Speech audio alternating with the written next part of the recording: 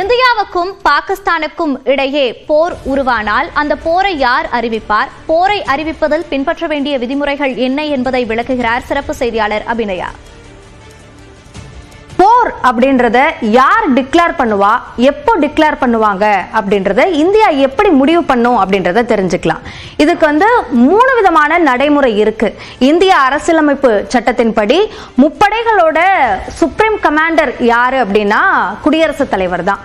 அவங்க தான் இந்த நாடு போர்ல ஈடுபடுது அப்படின்றதையோ அல்லது அமைதியை நாடுது அப்படின்றதையோ அறிவிக்கிறதுக்கான அதிகாரம் பெற்ற நபர். ஸோ அவர் தான் இந்த முடிவை எடுப்பார். ஆனா குடியரசுத் தலைவருடைய இந்த முடிவுக்கு அடிப்படையாக இருக்கிறது மத்திய அமைச்சரவையுடைய பரிந்துரை தான். மத்திய அமைச்சரவை பிரதமர் தலைமையில கூடி அவங்க பாதுகாப்புத்துறை, வெளியுறவுத்துறை மற்றும் நேஷனல் செக்யூரிட்டி கவுன்சில் இவங்க 3 பேருடைய பரிந்துரையின் அடிப்படையில் அமைச்சரவை முடிவு செய்து அவங்க குடியரசுத் தலைவருக்கு போருக்கு போறோமா அப்படின்றதுக்கான ஒரு பரிந்துரையை கொடுப்பாங்க. அந்த அடிப்படையில் தான் குடியரசுத் தலைவர் அந்த முடிவு எடுப்பாங்க.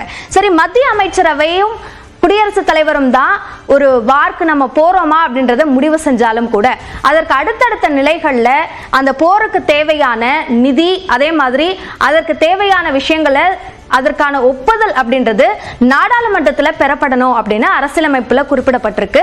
மக்களவை, மாநிலங்களவை 2 அவைகளிலும் அதற்கான ஒப்புதலை பெற வேண்டியது அவசியம் என்று சொல்லப்பட்டிருக்கு. இந்த 3 பேரும் தான் ஒரு நாடு போருக்கு போகுதா அப்படின்றத முடிவு பண்ணக்கூடிய ஒரு வழிவகுத்தல் அப்படின்றது அரசியலமைப்புல செய்யப்பட்டிருக்கு. அதுல குறிப்பாக இதற்கு முன்பு நடந்த 1947-48, அதே போல 1962, 1971 எல்லாம் இந்தியா நாங்க போர் தான் செய்யறோம் அப்படின்றத அதிகாரப்பூர்வமா அறிவிச்சிருக்காங்களான்னா இல்ல. அப்படி எதுவுமே அறிவிக்காம அந்த சண்டை நடந்த பிறகு அது போர் அப்படின்னு சொல்லியிருந்தாங்களே தவிர அந்த சமயத்துல அது போர் அப்படின்னு அதிகாரப்பூர்வமாக அறிவித்து